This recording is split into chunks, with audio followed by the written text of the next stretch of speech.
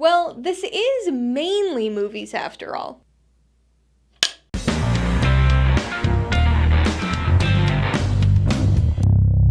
Hey everybody, welcome to Mainly Movies. Today I'm going to be doing something a little different from normal.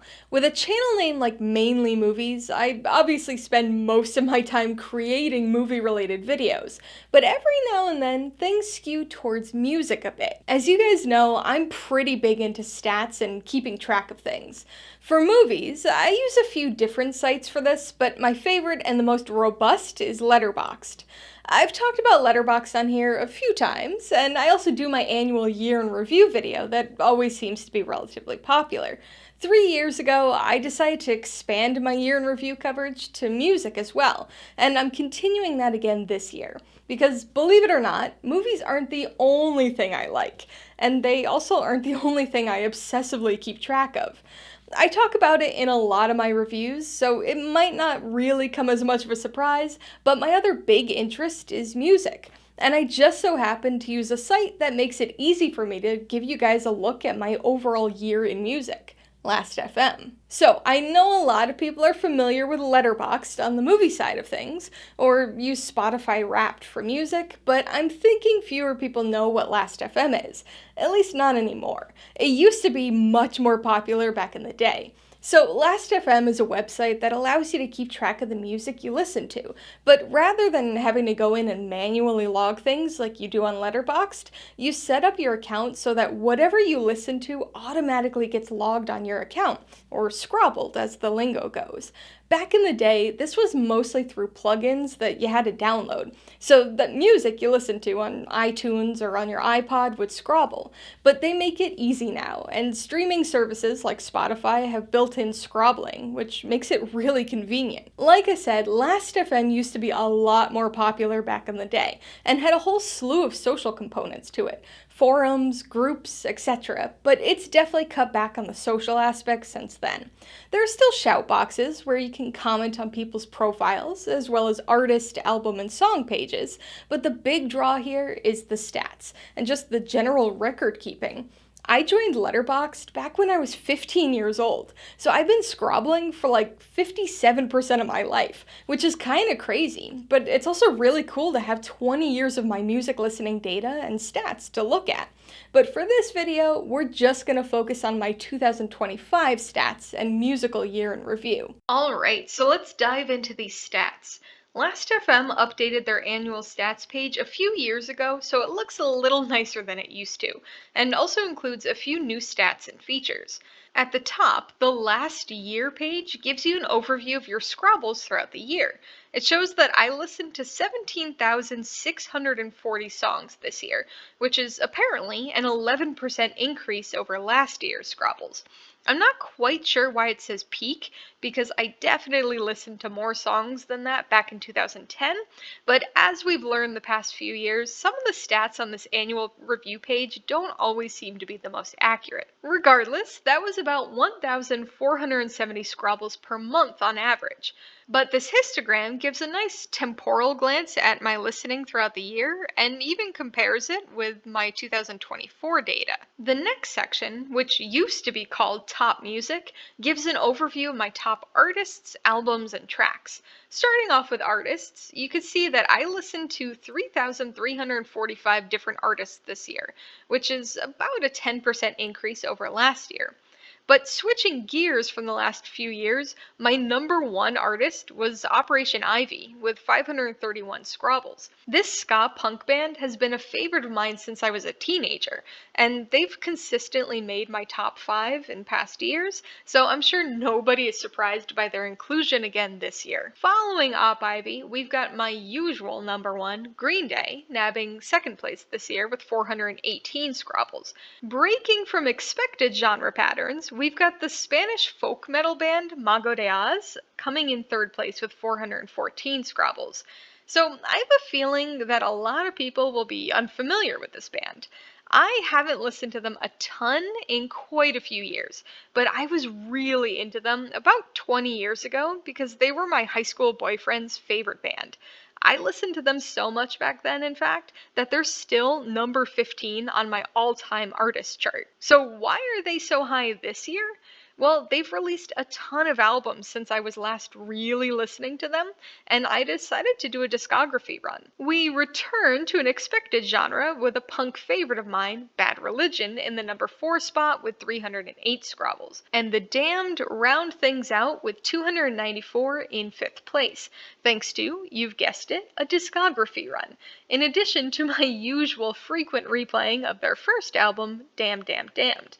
It's always so interesting for me to look at these overall stats, because all 5 of these bands are ones that I loved as a teenager and have continued to love. So it's kind of funny to me just how little my music tastes have really changed over the decades. My top new artist, that is, artist I had never previously scrabbled before 2025, was Ginsa Baldus, a name that'll likely be familiar to my fellow movie fans. It looks like 47% of bands I listened to were new to me this year, which, interestingly enough, is exactly the same as last year. Switching our focus to albums, it looks like I scrabbled music from 5,409 different albums this year, which is a decent 11% increase over last year. Just like the last 3 years, my top album of the year by quite a large margin was the 1991 eponymous compilation by Operation Ivy. This is really their only widely accessible album, and includes everything from their only official album as well as several EPs, so it's always been my go-to for them.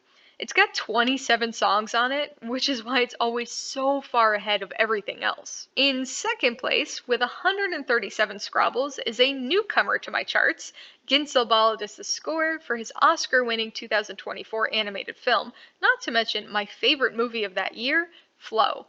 I'm not somebody who usually listens to movie scores a whole lot, but I love this score, and found myself listening to it while writing reviews quite a few times this past year. Indie surf band Best Coast takes the 3rd spot with 121 Scrabbles from their 2010 debut album, and college favorite of mine, Crazy for You, which has always been a go-to album for me for the last 2.5 decades. In 4th place, with 109 Scrabbles, is my longtime, all-time favorite album, Odyssey and Oracle by the Zombies. And rounding things out just behind them is another frequent charter, the Descendants' 1982 debut, Milo Goes to College, which is easily my favorite album by the band, and actually up there as one of my favorite punk albums overall. My top new album, again, new to me, but also relatively new to the world in this case, was Ginsel Balladis' 2024 score for Flow, which I've already previously talked about. Thanks to a number of discography runs of old favorites, only 59% of albums I listened to this year were new to me, down 2% from last year. Shifting gears to individual tracks, I listened to 11,390 different songs this year, a 13% increase over 2024. Since I listen to full albums most of the time, it's unsurprising that my top 5 don't have all that much diversity. In fact, it's even less diverse than usual, being entirely dominated by one artist and one album, with very little Scrabble differential between them all. My top track of the year, with 23 Scrabbles, was Sound System by Operation Ivy, off of my number 1 album of the year, Operation Ivy.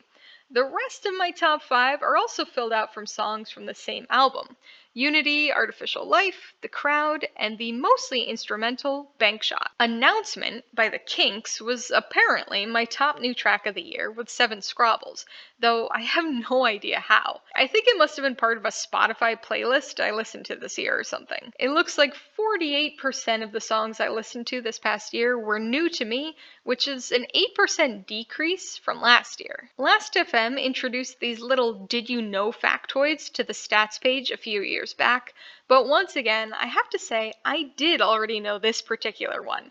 The Zombies' Care of Cell 44 was the first song I scrabbled this past year, just as it's been every year for over a decade now. Why?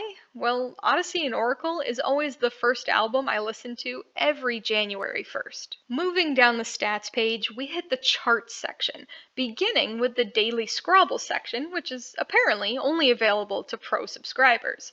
This is a heat map for the number of scrobbles per day, with the brighter blue squares representing days with more scrobbles and the darker squares having fewer scrobbles. The white shaded day represents the peak scrobble days for the year, which was May 15th with 392 scrobbles. Remember I mentioned earlier that the annual stats page doesn't always seem to be entirely accurate? Well, that issue pops up here again with a handful of random days showing 0 scrobbles. Just like I watch at least one movie every day, I listen to at least one album every day too. So even my absolute lowest days should have around 8 or 9 scrobbles. The weekly scrobbles section gives us a histogram comparison of daily scrobbles between 2025 and 2024. Just like last year, there isn't a ton of variation from day to day, and this year largely follows the same general patterns, with the only major difference being my Sundays and Mondays are swapped. Fridays were my busiest music listening days this year, accounting for about 17% of my total scrobbles. The next section is the listening clock.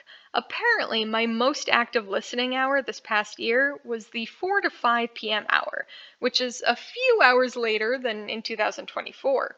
But you can see it's pretty consistently high throughout the afternoon and night, really only dropping off after midnight. Next up is the top tags section. This graph shows the genres that I listen to throughout the year.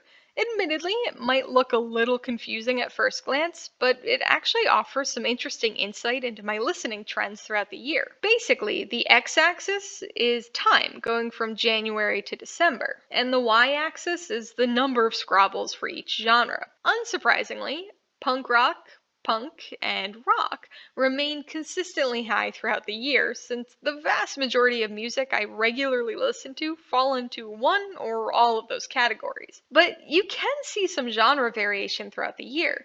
For instance, there's a bit of an indie and indie rock spike in March, thanks in large part to the Kaiser Chiefs, and you'll notice a conspicuous little folk metal spike in April due to my Magadea's discography run. Next up is the artist map, which was a new addition to the stats page 2 years ago. This will look familiar to anybody who's a pro or patron member of Letterboxd, but basically, this is a heat map of all of the countries representing the country of origin of the various artists I listened to this year. Clicking on a specific country gives me my most scrobbled artist from that country. The US is obviously going to be Operation Ivy, since they were my top band overall, but we can explore a bit. The map's really tiny on this page, so it's hard to be precise, but we've got Avril Lavigne for Canada, because of a Discog run I did of her stuff in preparation for a concert last summer, Amyl and the Sniffers for Australia, The Damned for the UK, Magadeas for Spain. I wish they'd give us numbers for each of these when you click on them, but maybe they'll expand on that in the future. Up next, we've got the music by decade section, which unsurprisingly breaks down the music I listen to by decade. We've got an interactive histogram here, and it looks like my top decade was the 2000s, with New Wave by punk band Against Me being my top album from that decade. For the pre-1960s category, I've got Elvis Presley's 1956 eponymous debut. After that, we've got a number of repeats from the last few years. For the 60s, unsurprisingly, Odyssey and Oracle by the Zombies was my number one. Makes sense. It did make my top 5 albums this year. Top 70s album mixed things up a bit with the Damned's debut album, Damn Damn Damned. It's usually up there, but the Clash's London Calling typically beats it out. Just like last year, the 80s is actually a mistake, because Operation Ivy is a compilation that was released in 1991, so I don't know why that's still messed up here. But based on my top 5 overall albums, I can tell you that my actual top 80s album was once again Milo Goes to College by the Descendants. So 90s should be Op Ivy, but is instead a favorite of mine, Squirt Gun's 1997 album, Another Sunny Afternoon. We already did 2000s, so we're going to jump ahead to the 2010s, and we get another top 5 album, Best Coast's Crazy for You, sneaking in at the very start of the decade. And my top of the current decade was apparently the score for the Fantastic Four First Steps. But this seems like yet another mistake on the stats page, considering my number 2 album of the year, the Flow score, was released in 2024. Next, we've got the music ratio section, which visually displays some of the artist, album, and track information that was already covered above. I'm not sure why they have this duplicate information here, but I guess it gives us an overview in one spot. And as you can see, I had increases over last year in all three categories. Next up is the listening fingerprint. This is an interesting graphic that visually displays 5 different elements of my listening habits in purple and also compares them to the global average in gray. So we'll start with consistency. I have an inaccurate 99% consistency here, which describes how regular my music habits are. Considering the fact that I listen to music every day, my number here should obviously be at the max and is nearly double that of the global average. Discovery rate indicates how much new music I listened to this year, specifically new artists. I had a discovery rate of 47%, which is about the same as the global average. Variance takes a look at the diversity of my listening, specifically as it relates to tags. Given how punk dominated my music generally is, it's not surprising that I had fairly low variance at only 26%. I am, however, a tiny bit more than the global average. Next is concentration, which measures the amount of time I spent listening to my favorite artists. I'm not sure exactly how they classify favorite artists, if it's a percentage of the top 5 for the year, if it's based on my overall top 10 or 25 or 50. I really don't know, but I had relatively low concentration at only 18%, meaning I spent less time with my favorite artists compared to, I guess, non-favorite artists.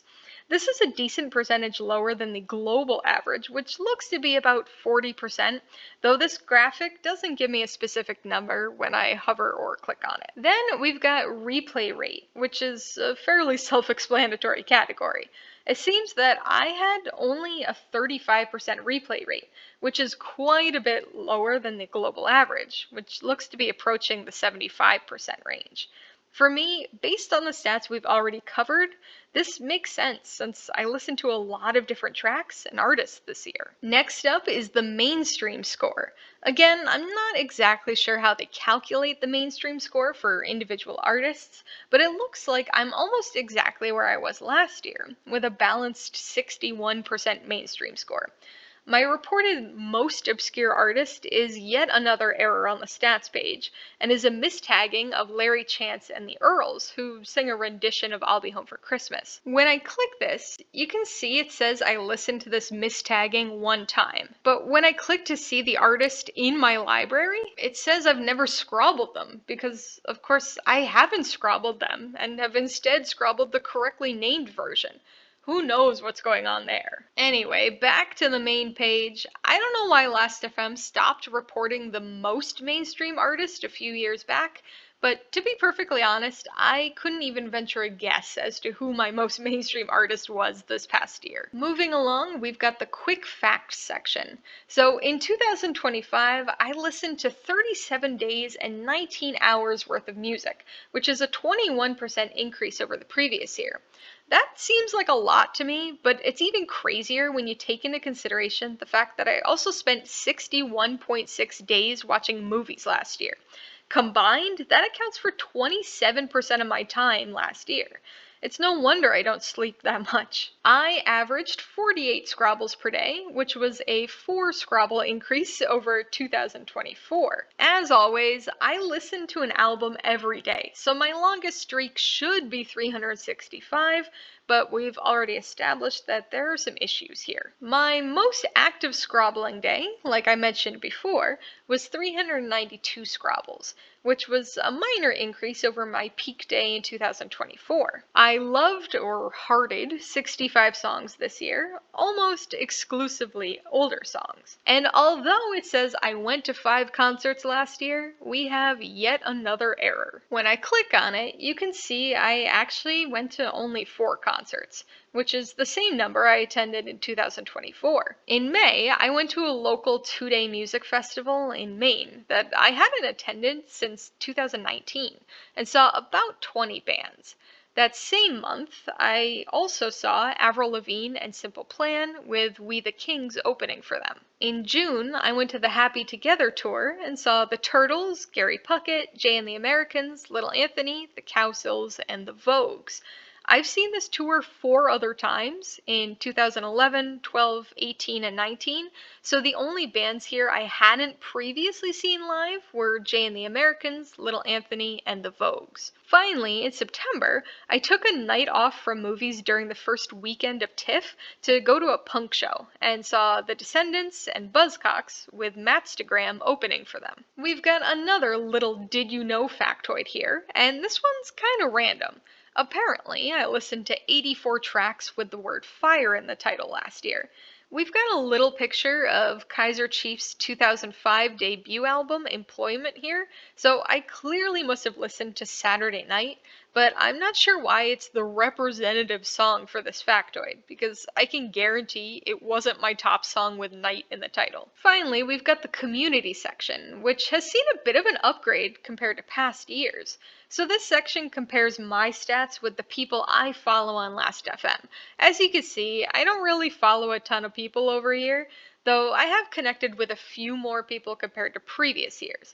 Anyway, compared to my friends, I was the 11th most prolific scrobbler, which is a significant drop from last year, simply because I've added some serious music listeners.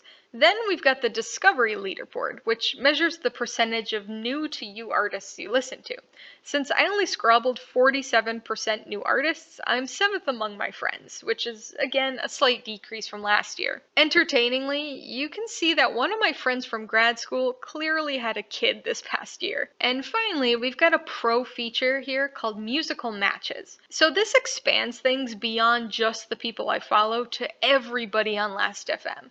If you remember from earlier in the video, my top track of the year was Sound System by Operation Ivy with 23 scrobbles.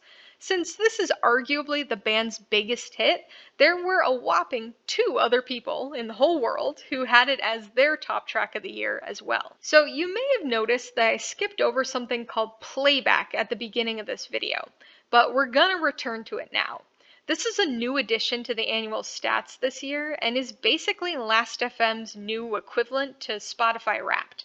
It features a lot of the data and information I already covered in a slightly more vague way, which is why I initially skipped over it so we could go through the specific details together.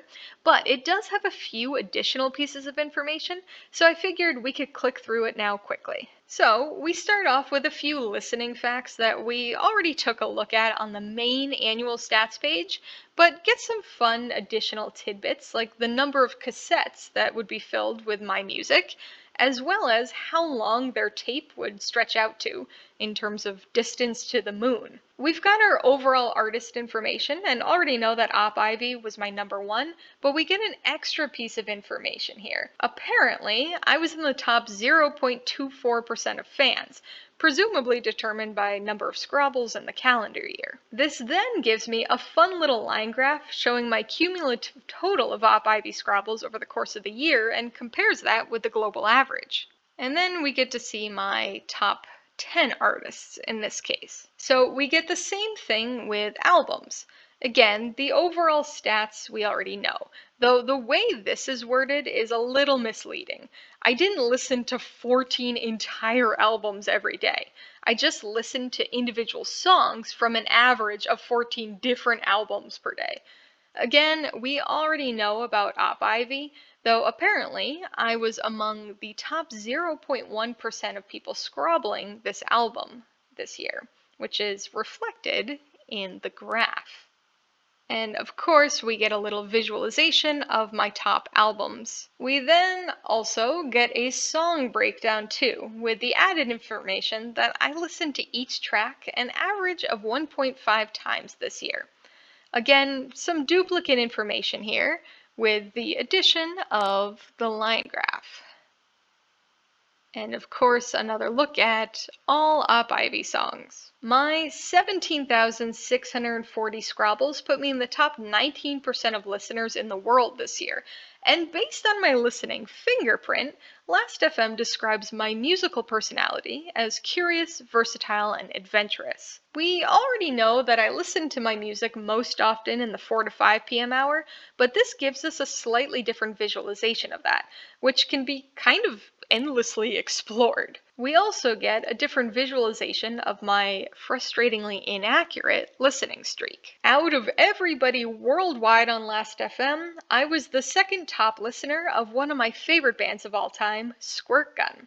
And I was the number one listener of their 1997 album, Another Sunny Afternoon. So that's pretty cool. I was also the number 10 listener in the world for my number 2 song of this year, Operation Ivy's Unity. All right, so there you have it, my 2025 Last.fm year in review. I put a link to the stats page in the description below, so be sure to check it out if you want to dive deeper into any of the sections. And of course, don't forget to give me a follow while you're over there so you can keep tabs on my music listening throughout the year. So, do you have a Last.fm account? What does your 2025 year in review look like? Be sure to let me know in the comments below. YouTube has a tendency to automatically delete or hide comments with links, so you're better off just including your handle rather than trying to link your actual profile. Alright, so if you got some enjoyment, insight, or information out of this year in review, I'd appreciate it if you'd hit that like button. And if you haven't done so already, please hit subscribe while you're at it to see more videos like this, as well as movie reviews. Till next time, this has been Alyssa with Mainly Movies, the way life should be.